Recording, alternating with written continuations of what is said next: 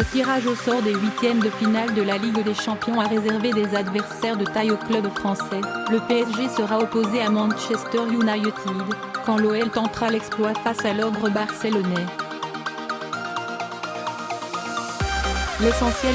Le Père Noël a réservé de drôles de cadeaux au Paris Saint-Germain et à l'Olympique Lyonnais. Le club de la capitale a certes évité l'Atlético de Madrid, mais la bataille s'annonce déjà rude face à Manchester United, son adversaire désigné en huitième de finale de la Ligue des Champions. Et que dire du sort des Rhodaniens, qui ont sans doute hérité du pire tirage possible. Face à eux se dresse en effet une montagne, le FC Barcelone. Le tirage au sort effectué lundi à Nyon, en Suisse, a aussi donné lieu à un choc alléchant entre l'Atlético d'Antoine Griezmann et la Juventus de Cristiano Ronaldo. Les Red Devils, pas un cadeau pour le PSG. Pour Paris, cela aurait pu être pire. Mais cela aurait pu être mieux aussi. Premier de leur groupe après un parcours qu'à un quart, 3 victoires, 2 nuls et 1 défaite, les hommes de Thomas Tuchel ont évité l'Atlético de Madrid, véritable épouvantail dans le chapeau d'eau. Mais les choses ne s'annoncent pas si simples face au Manchester United de Paul Pogba.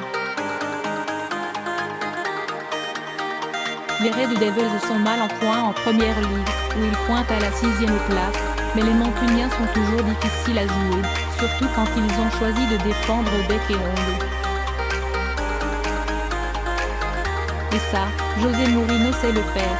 L'entraîneur portugais connaît d'ailleurs bien le PSG pour l'avoir affronté à 2 reprises avec Chelsea, en 2013-14 et en 2014-15.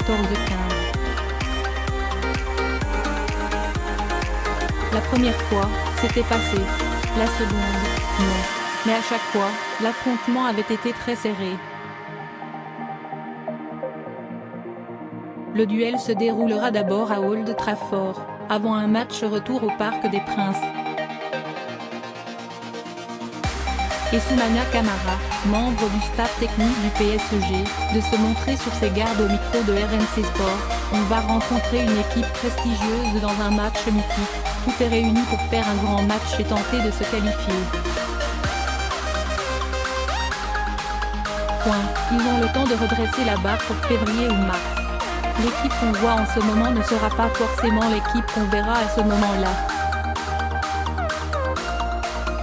L'OL condamné à l'exploit face au Barça. Pour Lyon, c'est simple, il n'y avait que des grands noms en face. Mais l'un faisait peut-être un peu plus trembler que les autres. Et les gones sont tombés dessus, puisque c'est le FC Barcelone, ni plus ni moins, qui se dressera sur leur route. Éliminé sans ménagement de la Ligue des Champions ces 2 dernières années, par la Juve en 2016-17 puis par la AS Rome en 2017-18, les Catalans dominent leur championnat de la tête et des épaules, et ont décroché tranquillement leur qualification pour les huitièmes, devant Tottenham et l'Inter Milan tout de même. Les Blaugrana semblent surtout avoir retrouvé un grand Lionel Messi, ultra efficace cette saison, avec un ratio d'un but par match et encore auteur d'un triplé ce week-end. Se qualifier serait donc un exploit.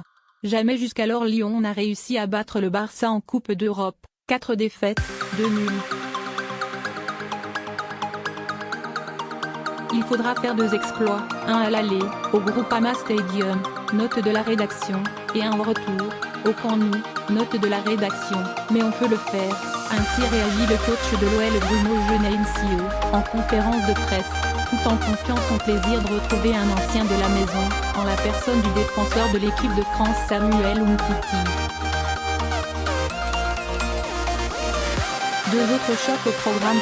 Si le triple tenant du titre de la Ligue des Champions, le Real Madrid, a été plutôt épargné en tombant face à l'Ajax Amsterdam, le tirage au sort effectué lundi a donné lieu à 2 énormes chocs. Liverpool, finaliste de la dernière édition, affrontera en effet le Bayern Munich, dans un choc qui pèse 5 Ligues des Champions, tandis que l'Atlético de Madrid défiera la Juventus Turin.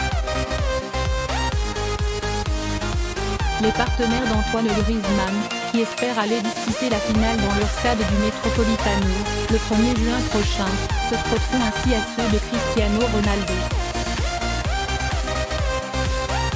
Ça sera un match très difficile, avec peu de buts sans doute, a résumé à la télévision italienne l'ancien ballon d'or Pavel Nedved. Mais l'actuel vice-président de la Juve se montre quand même sûr de ses forces. Alors d'affronter le dernier vainqueur de la Ligue Europa, Cristiano est l'homme de la Ligue des Champions, il l'a toujours montré, avec des buts et des victoires. Notre équipe est très forte, on peut être tranquille et confiant.